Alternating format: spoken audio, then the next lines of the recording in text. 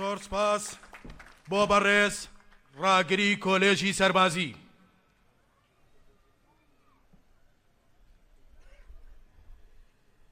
میوانانی قەدرگران، ئێستاش بفەرمونون لەگەڵ وتاری بەڕێز شۆڕژ ئیسماعیل وەزیری پێشمەرگەی حکوومەتی هەرێمی کوردستان کە بەم بۆنێەوە پێشکەشەکە با بفەرمێت.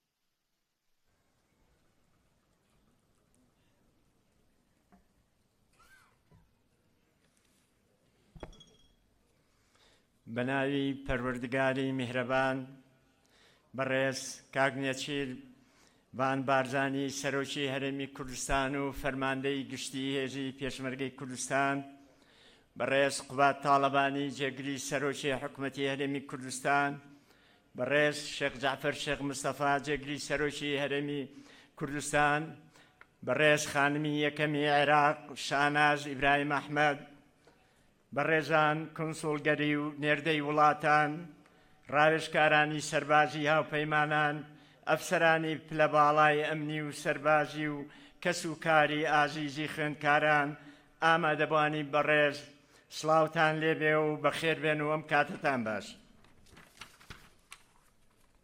بە خۆشحاڵیەوە ئەمڕۆ پێکەوە لە ڕێوڕەسمی دەرچوونی چوارەمین خولی پێگەیاندنی ئەفسەران لە کۆلێجی سەربازی قەڵاچوالان بەشدارین. بە گەرمی و لە ناخی دڵماوە پیرۆزبایی ئەم سەرکەوتنەتان لێ دەکەم و پیرۆزبایی و دەستخۆشی لە دایک و باوک و خانەوادە و مامۆسایانی بەڕێز دەکەم کە ئەوانیش بەشێکی گرنگی ئەم سەرکەوتنەی ئەمڕۆی ئێوەن. ئێوە هیوا و ئومێدی دواڕۆژی گەلی کورد و هێزی پێشمەرگەن.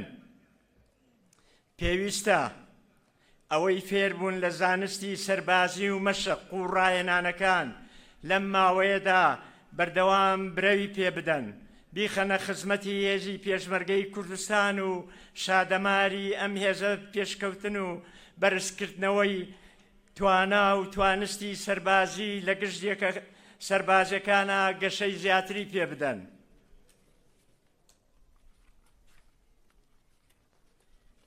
دەرچوون و کۆتایی هێنانی ئەم خولا ڕۆژێکی پردەستکەوتە بۆ ئێوە و گەلی کوردستان و هێزی پێشمەرگە و وەزارەتی پێشمەرگە کە ماوەیەکی دوور و درێژە چاوەڕێی بوون کە بە چەندین قۆناغی تاقیکاری زانستی سەربازی و هوشیاری و جەستەیی تێپەڕ بوون، بەڵام سەرەتای ڕێگایە و قۆناغێکی نوێیە کە پڕە لە ئەرک و بەرپرسیارەتی. دڵنیام هەموو ئەم ئەفسەرە سەرکەوتوانە، ئەم گەنجە نیشتیمان پەروەرانە، ئەم لاوە خوێنگەرمانە لەو ئاستەدان بە بیر و باوەڕی نیشتیمان پەروەری، کوردایەتی و پێشمەرگایەتی سەرجەم تواناکانی خۆیان دەبەخشن بە ڕیزەکانی هێزی پێشمەرگەی کوردستان و پارێزگاری لە خاک و ئاڵا و نیشتیمانەکەیان دەکەن. هیوادارم هەمیشە سەرکەوتوو بن و بەرەو پلەی باڵاتر هەنگاو بنێن. هەر لێرەشەوە بە دەرفەتی دەزانم پیرۆزبایی ئاڕاستەی سەرجەم دەرچوانی خولی بیستنەوەی پێگەیاندنی کۆلێژی سەربازی زاخۆ بکەم. ئێوەش ئەفسەرانی دەرچووی کۆلێژی سەربازی زاخۆ ڕۆڵە و پارێزەری ئەم نیشتیمانن، هیوای سەرکەوتن و سەربەرزیتان بۆ دەخوازم. دەستخۆشیش لە ڕاگری کۆلێژ و سەرجەم مامۆستایان و خانەوادەی خوێندکاران دەکەم کە ڕۆڵی باڵایان هەبووە، هاوکار و پاڵپشتان بوون. هەروەها دەستخۆشی لە ڕاگری کۆلێژ و ئەفسەران و مامۆستایانی کۆلێجی سەربازی قەڵاچوالان دەکەم. هەموو کات ڕۆڵی گرنگ و پڕبایەخیان هەبووە وەکو کۆلێجێکی ئەکادیمی سەربازی لە عێراق و هەرێمی کوردستان بۆ بنیادنان و پێگەیاندنی ئەفسەران بۆ هێزی پێشمەرگەی کوردستان. پێویستە خولی پێگەیاندنی ئەفسەران لە هەردوو کۆلێجی سەربازی و زاخۆ و قەڵاچوالان بە میکانیزمی نوێ و پێشکردنی خزمەتی زیاتر بە خوێندکاران لە ڕووی زانستی سەربازی و ڕاهێنان و مەشقە سەربازەکاندا بەردەوام بێت، تاکو توانستی سەربازی ئەفسەرانمان هەمیشە لە پێشکەوتن و بەهێزبووندا بێت. بە پێویستی دەزانم لەم ڕۆژە گرنگەدا بەو پەڕی ڕێز و شکۆوە یادی خوالێ خۆشببوو سەرۆک مام جەلال بەبیر بهێنینەوە کە ڕۆڵی باڵای لە دامەزراندنی بناغەی کۆلێجی سەربازی قەڵاچوالان و کۆلێجی ئەرکاندا هەبووە. هەروەها ڕۆڵی پڕبایەخی هەردوو خوالێ خۆشبووان نەوشیروان فواد مەستی و کەمال موفتی کە بەردی بناغەی بە زانستیکردنی سەربازی و ئەکادیمی بوونی هێزی پێشمەرگەیان دانا و نەخشەی بنەڕەتی کۆلێجی قەڵاچوالان و کۆلیەجی ئەرکانیان بۆ ئێستا و نەوەکانی داهاتوو دامەزراند کە ئەمەش بۆ خۆی کردنەوەی دەواازەیەکی ئەکادیمی سەربازی باڵا بوو بۆ پێگەیاندنی ئەفسەران و بۆ بەهێزبوون و گەشەسەندنی زیاتری هێزی پێشمەرگەی کوردستان. بەڕێزان، چارەنووس و داهاتووی هەرێمی کوردستان بەندە بەبوونی سوپایەکی بەهێز و خاوەن توانای سەربازی پێشکەوتووەوە. لە ماوەی دەست بەکاربوونمان لە وەزارەتی پێشمەرگە ئامانج و بنەمای کارکردنمان بۆ بە دامەزراوەی کردنی وەزارەتی پێشمەرگە و ڕێخستنەوەی کاروبارەکان و سەرخستنی پرۆزەی چاکسازی و نەهێشتنی گەندەڵی و ڕۆتینات بووە. لەسەر و هەموو ئەمانەوە ئامانجمان بنیادنانی سوپایەکی یەکگرتووی نیشتیمانیە کە پارێزگاری لە خاچی کوردستان بکات بەرامبەر هەر مەترسێک لە ئێستا و لە ئایندەدا کە ڕوو لە هەرێمی کوردستان دەکات. ئێمە لە وەزارەتی پێشمەرگە بەشایەتی خەڵکی بەویژدان و پێشمەرگە قارەمانەکان بە پلان و بەرنامە و استراتیژێکی دوورمەودا بەردەوامین.